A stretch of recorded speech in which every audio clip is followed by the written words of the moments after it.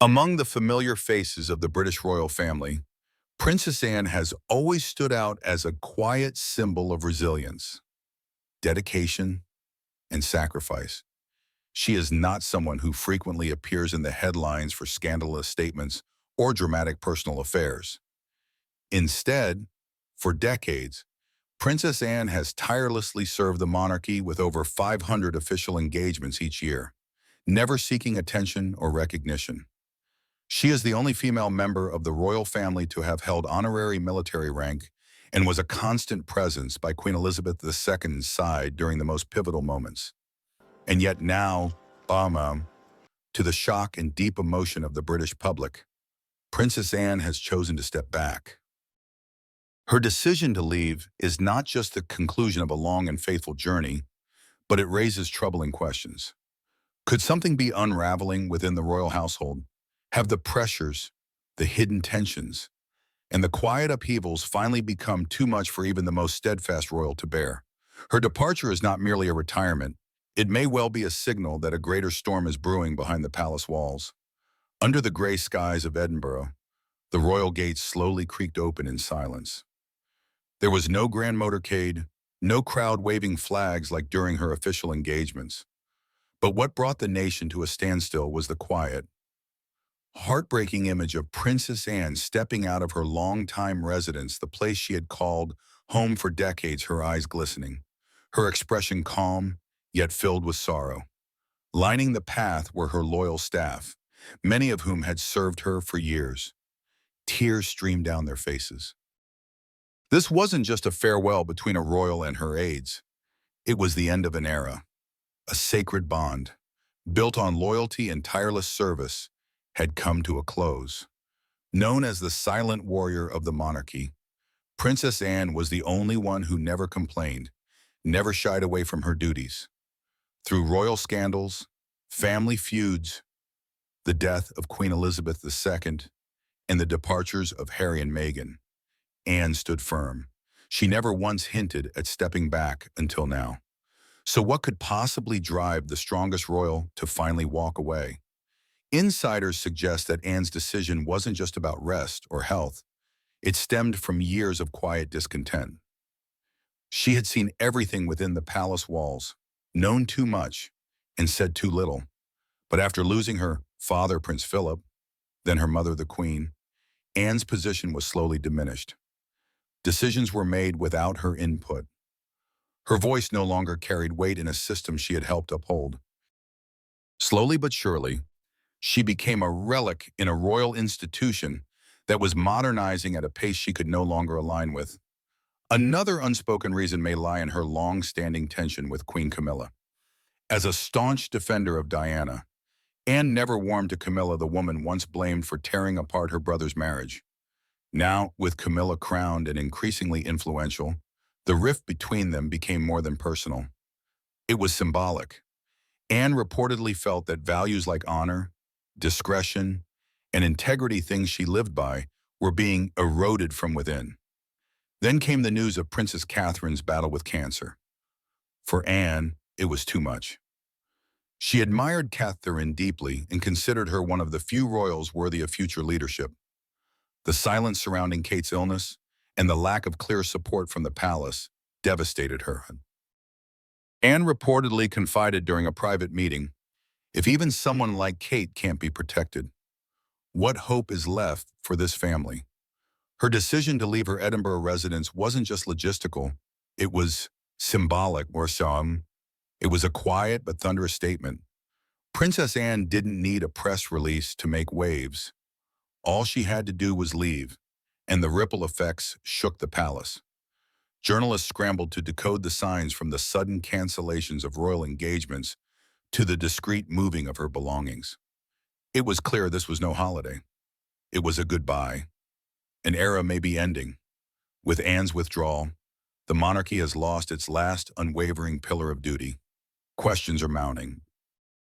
Who will now carry the burden of tradition she so fiercely protected? Who has the strength to uphold the crown's identity amidst rising change? More troubling, could Anne's departure be a quiet warning, a signal that what is decaying inside Buckingham Palace can no longer be hidden? Did she leave not because she was tired, but because she had finally lost faith? No one has the courage to answer that yet. But one thing is clear. Princess Anne's departure did not merely close a door. It opened a chapter of suspicion, sorrow, and perhaps the beginning of one of the most profound reckonings the British monarchy has ever faced. It was never the glamour, never the power, and certainly not the praise that kept Princess Anne bound to the royal family for over half a century. It was duty, responsibility, a will of steel that never faltered under scandals, public scrutiny, or the storms of palace intrigue. In a monarchy often shaken by controversy and personal drama, Anne stood as the firmest pillar, an enduring image of resilience and loyalty. For over 50 years, Princess Anne quietly fulfilled more than 400 engagements every year without complaint or pause. While other royal family members were caught in waves of scandal or retreated from public life, Anne kept stepping forward. She didn't seek the spotlight, didn't make headlines for the wrong reasons. Instead, she ventured to the most remote corners of the UK, visiting hospitals, supporting charities, and connecting with everyday people like a true daughter of the nation. Though she never demanded attention, Anne always commanded respect, not through glamorous gowns or controversial interviews, but through sheer discipline. Palace insiders recall one instance when a royal grumbled about their workload, and Anne dryly remarked, "If you can't take the pressure, perhaps you shouldn't be here." It wasn't just a witty retort. It was her life motto. Within the palace walls, Anne became known for her punctuality, her self-discipline, and her unwavering dedication to her staff. She knew the names of her security team and logistic aides. She never forgot to say thank you after an exhausting royal tour. To the people who worked with her, Anne wasn't just a princess, she was a leader, and not the kind who barked orders, but one who inspired through action. Perhaps most touching was her refusal to shy away from the hard tasks. Whether braving harsh weather or visiting underfunded rural communities, she showed up consistently, with her signature calm smile and determined gaze. Locals often said that just seeing Anne gave them comfort. She didn't need to make speeches. The fact that she came spoke volumes. And that is what makes her departure so heartbreaking. It isn't just the end of a royal's residency. It feels like the end of an era. In a royal family torn between modern pressures and ancient traditions, Anne was the last bridge, the last stronghold of the old values. A tireless engine like Anne wasn't driven by royal protocol. She was fueled by a deeply rooted love for her country, inherited from her mother, Queen Elizabeth II. At just 18, she began her official duties and never looked back. She knew she wouldn't wear the crown, wouldn't inherit a throne, but she carried the burden nonetheless, without ever demanding recognition. Now, as she steps away from her longtime Edinburgh residence, people are beginning to realize what they're losing. She was never flashy, but she was irreplaceable. She wasn't my loud or nuancey, but she was essential. Her quiet dedication represented everything the royal family used to stand for: service without entitlement, duty without applause. And that's why her departure hits hard. This princess, who weathered every storm the monarchy threw her way, is now choosing to leave quietly. Yet the loudest sound often comes not from voices, but from the silence someone leaves behind. A void that will not be easy to fill. A chapter that may be closing forever, quietly and solemnly, in the footsteps of a woman named Anne. No one in the palace ever thought this day would come. The day Princess Anne, the Iron Lady, the symbol of dedication and resilience, quietly departed, leaving behind not just an empty room, but a void that can never be filled in the hearts of those who had served her for decades. To the public, she was the Princess Royal, the most loyal member of the monarchy. But to her loyal staff, she was family. Princess Anne's departure was unlike any other royal transition. It wasn't merely about changing residence or ending a royal term. It marked the severing of a deeply human bond between a royal woman and the people who had quietly supported her day after day. One staff member who had served Anne for 27 years tearfully said, "She didn't just remember my name, she remembered my daughter's birthday." That wasn't just politeness, it was genuine care. Anne never treated her staff as subordinates. She saw them as companions, as indispensable parts of the machinery that helped her carry out her royal duties. Every small birthday gift, every question about a sick family member, reminded them that even within the formality of the monarchy, warmth still existed. When news broke that Princess Anne would be leaving her longtime residence in Edinburgh, many staff members couldn't hold back their tears. Some hid behind doors, while others stood silently watching her convoy drive away, too emotional to speak. The air inside the palace turned heavy with sorrow. For them, this wasn't just a farewell, it was the loss of a deeply personal connection. No one understood this more than her private steward, who had been by her side since the early days of her royal duties. "Sometimes I felt she knew me better than my own family," he confessed. She never shouted, never used her position as a weapon. Everything she did came from genuine kindness. That is why her departure wasn't just a personal decision, it was a collective heartbreak. Even the younger staff, those who had only worked a few years, were deeply affected. A junior administrative assistant recalled, "When I first joined, I was nervous because I'd heard how intense it could be working for the royals. But after I made a small mistake, it was Princess Anne herself who came to me and said, 'We all make errors. Just keep going.' That moment told me I wasn't just working for a royal. I was working for someone truly noble." As Anne quietly packed her keepsake's old photos, well-loved books she often read during quiet evenings, the staff could no longer hold back their emotions. Some asked to keep a small token of remembrance. Others simply wanted one last hug. Because they knew, with her departure, not just a room would be empty, a spirit would vanish from what they once called the quiet heart of the monarchy. The palace is no longer the same.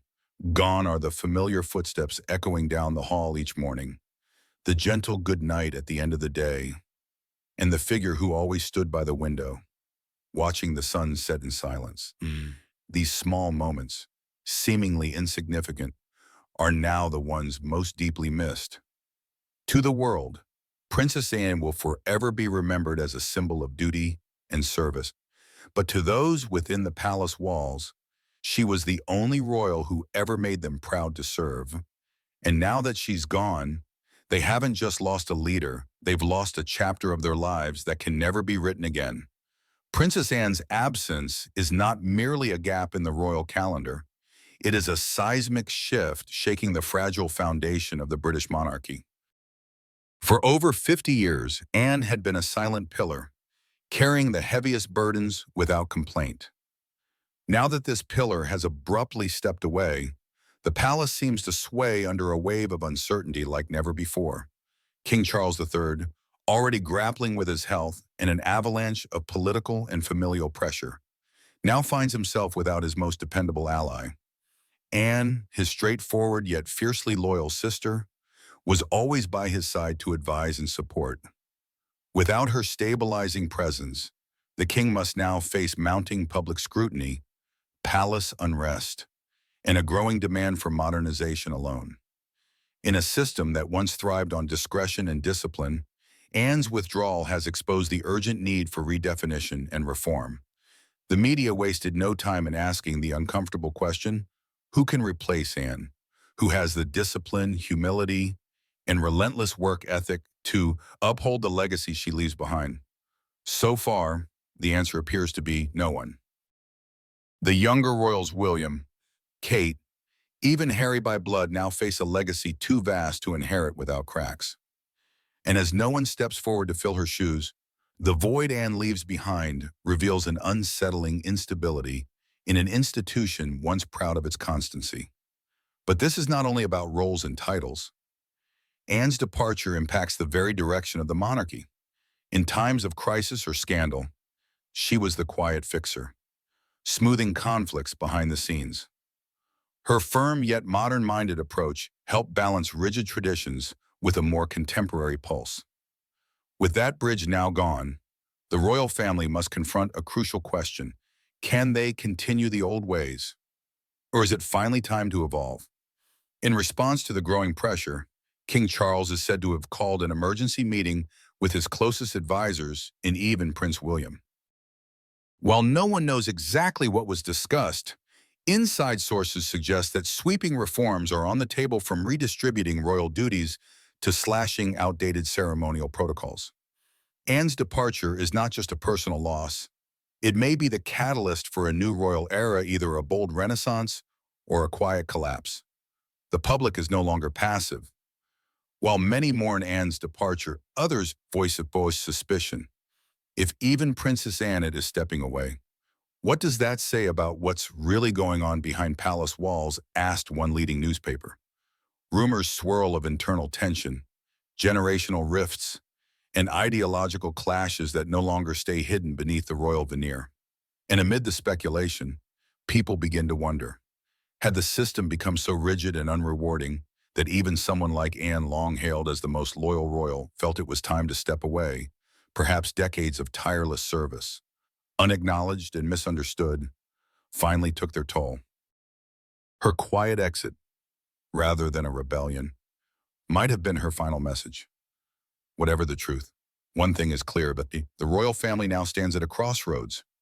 They can continue to preserve appearances while the cracks widen behind the scenes, or they can embrace the reckoning in Anne's departure that is triggered and begin to reconstruct from within.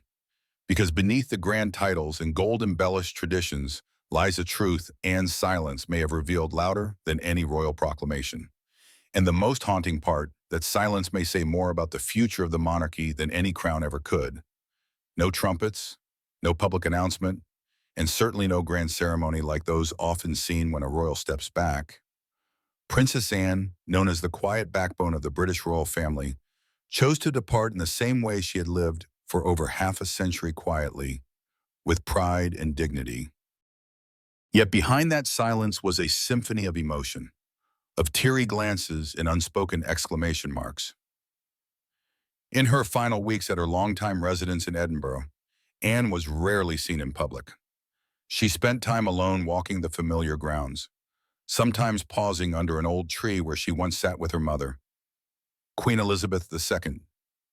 Her steps were not rushed, as if retracing the memories and moments of a lifetime devoted to duty. What moved her staff to tears was not just her departure, but the way she chose to say goodbye. There were no dramatic speeches. Instead, Anne left handwritten notes on the desks of her longtime aides. One received a book with the message, "Thank you for the peaceful winters we shared." Another found a silk scarf Anne had worn during cold tours. Every gift was deeply personal, impossible to forget. One longtime assistant shared, "She didn't say she was leaving, but we all knew, and she left an unfinished cup of tea, an open notebook, and a final look that told us this place would always be home." For those who had stood beside her for decades, her departure wasn't just a royal transition. It felt like losing a relative, a friend, a mentor. Some say Anne stepped back to avoid becoming a burden to the monarchy during turbulent times. But what she truly left behind was a foundation of kindness, discipline, and responsibility. Her departure did not echo in noise but in a quiet shock, as each small gesture became a lasting memory. Analysts believe her silent farewell is a wake-up call for the monarchy. Loyalty isn't about titles but how you serve. While others exited with chaos and headlines, Anne walked away with a fountain pen, a few handwritten notes, and unwavering grace. And perhaps the most haunting part is not that she left, but how she made everyone realize that sometimes silence is the most powerful voice. One that forces reflection, questioning, and a renewed desire to hold on to what really matters.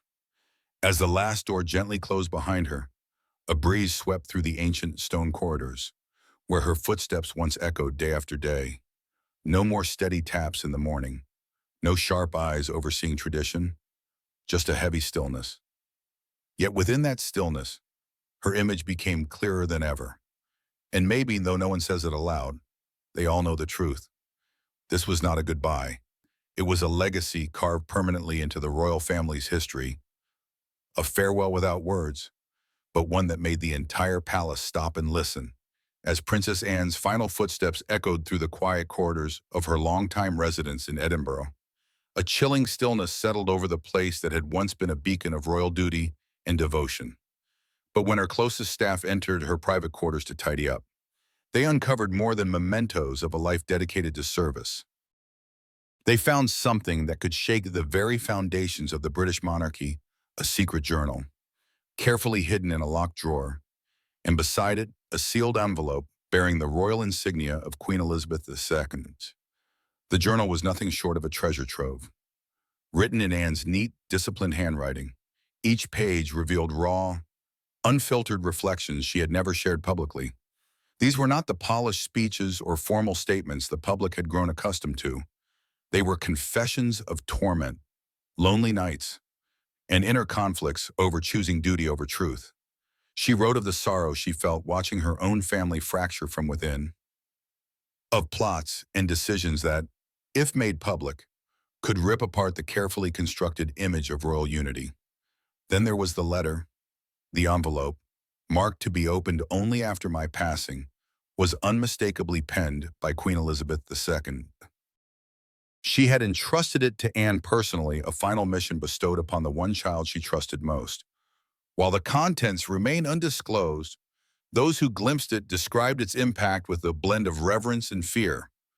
Rumors swirl that it contains confessions related to Princess Diana's death or revelations about decisions that reshaped the monarchy's fate.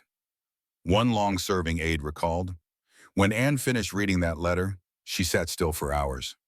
No one dared disturb her. After that, something changed in her eyes as if she had inherited a burden no one else could understand. What could possibly be written in the Queen's final words that brought the royal family's most steadfast member to tears? These private writings in the sealed letter reframed Anne's exit from public life. It was not merely the graceful retirement of an aging royal, it was strategic. It was symbolic, a signal that deeper tremors were shaking the heart of the monarchies. In the journal, Anne reportedly expressed concerns about the succession, the mounting pressure on William, and whispered scandals still buried beneath layers of palace secrecy. "If the truth stays hidden, the shadows will devour the people's faith in us," she wrote, underlining the sentence twice. Even more chilling was the discovery of handwritten transcripts of conversations Anne had quietly recorded during high-level meetings, conversations revealing rifts between King Charles and Prince William over the future of the crown. Her annotations hinted at betrayal, disillusionment, and a desperate attempt to preserve what was left of the monarchy's moral compass. As those pages were sealed away and moved to a secure location, the question spread like wildfire. Had Anne left specific instructions for when and how her truth should be revealed? Was this her true legacy, not the honors, titles, or years of public service, but the unleashing of hidden truths? The media has already begun circling. Private investigators have been discreetly activated, but the palace remains silent, uncharacteristically so. Yet once a seed of doubt is planted, no force can stop it from growing. The public, who once adored Diana, who revered Elizabeth, now waits, not for scandal, but for truth, however painful it may be. Because if Anne truly held secrets capable of reshaping history, then her departure marks not the quiet end of a princess's chapter, but the thunderous beginning of a storm that could redefine the royal family forever. Behind the gilded doors of the royal palace, not everything is as harmonious as the public image suggests. One of the most quietly simmering but deeply rooted rifts within the royal family lies in the strained relationship between Princess Anne and Queen Camilla. While the press has long painted a peaceful picture among the senior royals, those closest to Anne know that she never truly accepted the woman who once stood in the shadows of Charles and Diana's doomed marriage. To Anne, this wasn't just a personal wound, but a betrayal of the very values the monarchy was built upon. From a young age, Princess Anne was raised to embody honor, discipline, and unwavering service. She believed that being a royal was not just about public appearances, but about upholding an unshakable moral standard. When Charles and Diana's marriage fell apart amid scandal and heartbreak, Anne felt devastated not just as a sister, but as someone who had dedicated her life to preserving the dignity of the crown. In her eyes, the presence of Camilla Parker Bowles during those turbulent years was unforgivable. Camilla's name was always surrounded by controversy, and for Anne, she remained a painful reminder of a past that never should have been allowed to resurface. Even when Camilla officially became queen, Anne struggled to see her as anything more than an outsider. According to palace insiders, Anne's demeanor around Camilla was frosty and controlled. Rarely were there shared laughs or moments of genuine closeness. The emotional distance was subtle but unmistakable. Anne never spoke publicly about her feelings toward Camilla, but her actions said more than words ever could. In group events, she often maintained just enough physical distance from Camilla to avoid direct engagement. And while protocol required civility, there was never warmth. What made the tension all the more visible was the sharp contrast between the two women. Anne, a symbol of old-world royal duty, stoic, private, and loyal. Camilla, the face of a modernized monarchy, smiling, approachable, but tainted by a controversial past. Their very existence in the same space was a quiet clash of two worlds that could never fully reconcile. At one charity event, Anne was seen leaving a photo call prematurely to avoid standing next to Camilla. Palace PR claimed it was a reshuffle, but whispers told another story. Observers couldn't help but wonder if Anne was sending a silent protest, even after all these years. Her recent quiet departure from her longtime royal residence added fuel to the speculation. In one of her private letters, which did not mention Camilla by name, Anne wrote of the quiet erosion of tradition through careless justifications and decisions that ignore the legacy of those who came before us. The implication was hard to miss. Perhaps what hurt Anne most wasn't that Camilla became queen, but that she did so despite the pain that Diana, Anne's sister-in-law, endured. A woman Anne may have clashed with, but who, in the end, Pharaoh, shared her grief and disillusionment with how the royal system could fail those within it. Now that Anne has stepped away from her duties, free from the constraints of public responsibility, the question lingers, will she finally speak? Will she reveal the untold stories, not just of her own experience, but of Diana's too? If the private journals Anne left behind contain revelations about Camilla, the royal family could soon face another reckoning. A storm not between two women, but between two clashing ideals, the preservation of dignity versus the acceptance of reinvention. And although Anne may have physically left the palace, her voice might just become the gust of wind that lifts the veil off secrets long buried within Buckingham Palace. Princess Anne's quiet departure was not merely a personal goodbye. It marked the closing chapter of an era defined by discipline, duty, and unshakable loyalty within the British royal family. For more than half a century, she was the unyielding backbone of the monarchy, a guardian of tradition amidst a whirlwind of modernization that slowly eroded age-old values. But when the doors of her longtime Edinburgh residence finally closed behind her, a silent tremor began to spread throughout the palace. The secrets she left behind, most notably a private journal and a confidential letter from Queen Elizabeth II, are now believed to hold the potential to trigger a seismic shift in the monarchy's future. Anne's private journal is no ordinary diary. Written with her sharp wit and unwavering honesty, it reveals unfiltered reflections on the inner workings of the royal household. In its pages, Anne openly questions the direction the monarchy is taking. Her words reveal growing discontent with how fundamental royal values are being sacrificed for modern popularity. According to palace insiders, she even critiques the roles of key family members, including King Charles, Prince William, and particularly Queen Camilla, whom she never fully accepted as a rightful part of the royal legacy. But it is the letter from Queen Elizabeth II that carries the most explosive implications. Handed exclusively to Anne before the Queen's death, this letter is said to contain her final private thoughts, fears, and instructions.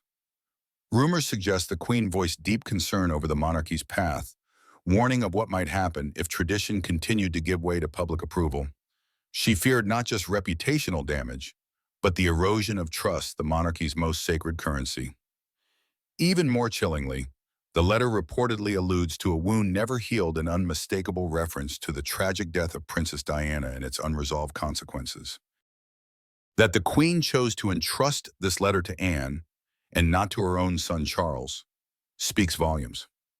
Perhaps she knew only Anne would have the strength to safeguard the truth, even if it meant carrying that burden silently for the rest of her life. Now that Anne has stepped away from her official duties, the diary and letter have emerged as flashpoints. With King Charles facing declining health and increasing public scrutiny, the documents she left behind could become both a threat and a revelation. Some say their contents may reshape the public's understanding of past decisions, including the marriage to Camilla, the sidelining of Diana, and the palace's continued silence during major scandals. The younger generation, especially Prince William, now stands at a crossroads. Should he uphold the traditional values Anne once championed, or fully embrace the modern, image-driven monarchy Charles is crafting? If William gets his hands on the diary and letter, they could become either a compass guiding the future or a match igniting long-buried tensions. Within the palace, anxiety simmers. Who now holds these powerful documents? Will they dare to unseal Anne's silent legacy? Or will the truth once again be buried under royal protocol and carefully curated smiles? Anne's legacy was never about photo ops or ceremonial pomp. It was rooted in steadfast devotion to the soul of the monarchy. And now her departure has left a void, one filled with questions that could reshape the Windsor dynasty forever. Ultimately, the most unsettling question remains: can the royal family face its own truth, or will it continue down a gleaming but hollow path, while the echoes of the past grow louder with each passing day?